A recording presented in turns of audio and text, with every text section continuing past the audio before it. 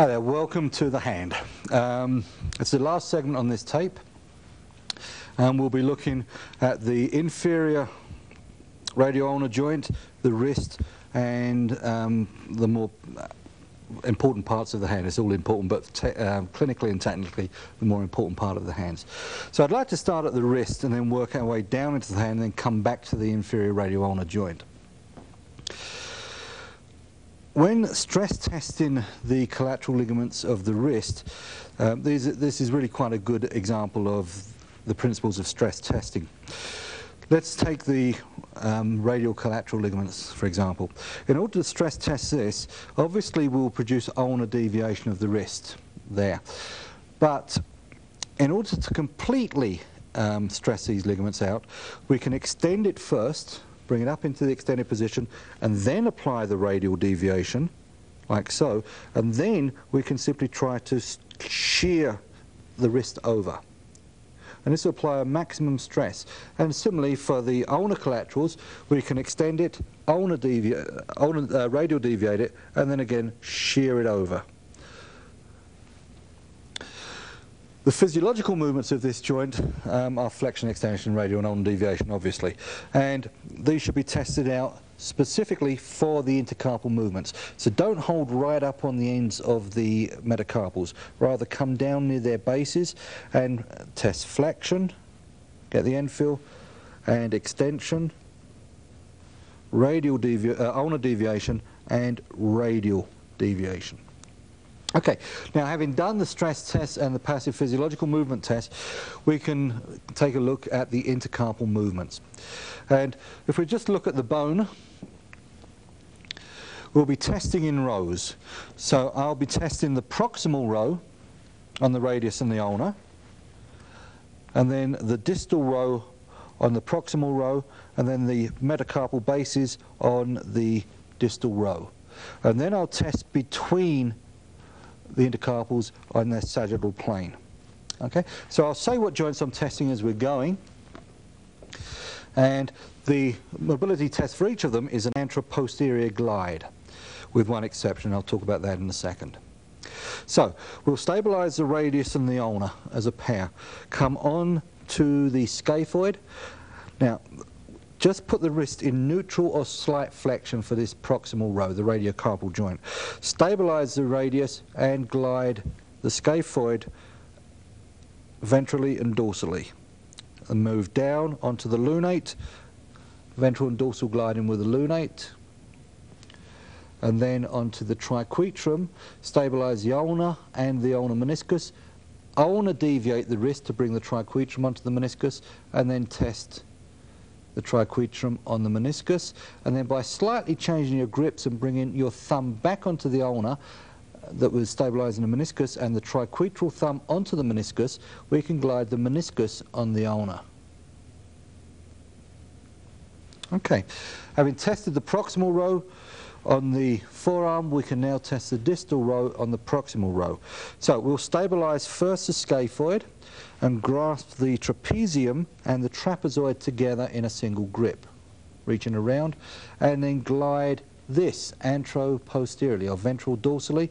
But this, like the elbow, is a fairly well curved joint surface, so we have to allow a rock to occur. So as I glide dorsally, I shall rock it dorsally. And this is a concave surface, so I'm testing extension, whereas all the other glides were testing the opposite movement. So if I was gliding dorsally at the scaphoid, I was actually testing flexion. So a posterior rock with a posterior glide for extension of the trapezioscaphoid, and an anterior rock or a ventral rock with a ventral glide for flexion. Onto the capitate, and still stabilizing the scaphoid, I shall mobility test the capitate on the scaphoid, and then just switching the grip from the scaphoid onto the lunate, I can test the capitate on the lunate.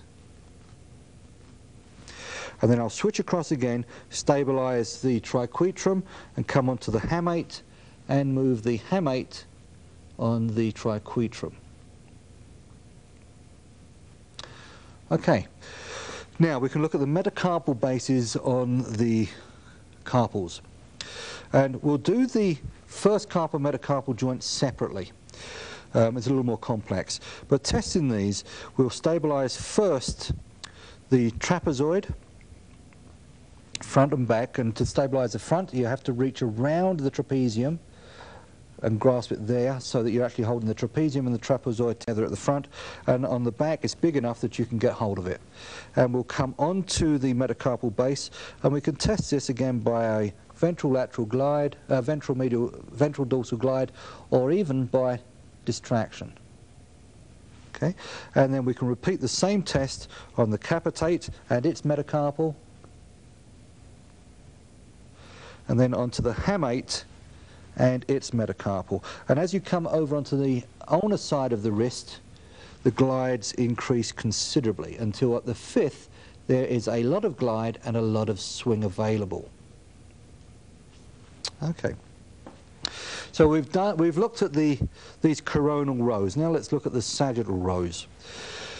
We can take the wrist so that we grasp the scaphoid and the lunate there, and we'll simply glide the scaphoid on the lunate, and with these rolls there is much less movement available. And then just switch your grip across, stabilise the lunate, grab the triquetrum and move the triquetrum on the lunate, like so. Again, it's a straight ventrodorsal glide. There's a slight angle to it and you're going to have to find the plane of that joint. For the trapezium on the trapezoid, get a grip on the trapezium, and for the ventral surface of the trapezoid you're going to have to rely on stabilising the other carpals, and you can come onto the back of the trapezoid here on its dorsal surface. Now this glide is not so much an AP glide, but it's much more oblique because the thumb is actually migrated around into the palm of the hand. So we'll be doing a glide in this direction for these two bones. And then we can glide the trapezoid on the capitate. Again, you have to grasp the trapezoid and the trapezium together. And then the hamate on the capitate. And we can check the movement between the metacarpal bases, the second and the third and the fourth and the fifth. So we've looked at the mobility test of the wrist, and if you have an instability here you're going to pick this up as a consistent click as you do the test. So we can stability test these intercarpal joints simply by trying to put a wiggle on the joint or a traction on the joint with it in its closed packed position. Now the closed packed position for the radiocarpals is full extension. So if I was testing, for example, the stability at the radioscaphoid joint, I will put that into extension in this position and then see if I can get a wiggle on it. For the midcarpal joint, its closed packed position is slide extension. So we'll put the wrist just into slide extension. It doesn't have to go all the way into full extension, and again apply a slight glide there. Now you'll remember from your theory that when we was mobility testing this midcarpal joint it has to be done in semi-flexion, whereas the radiocarpal joint can be done in the neutral position. Well, it's similar for the stability test. The midcarpal joint can be stability tested in the neutral or just extended out of neutral, while the radiocarpal has to be in full extension.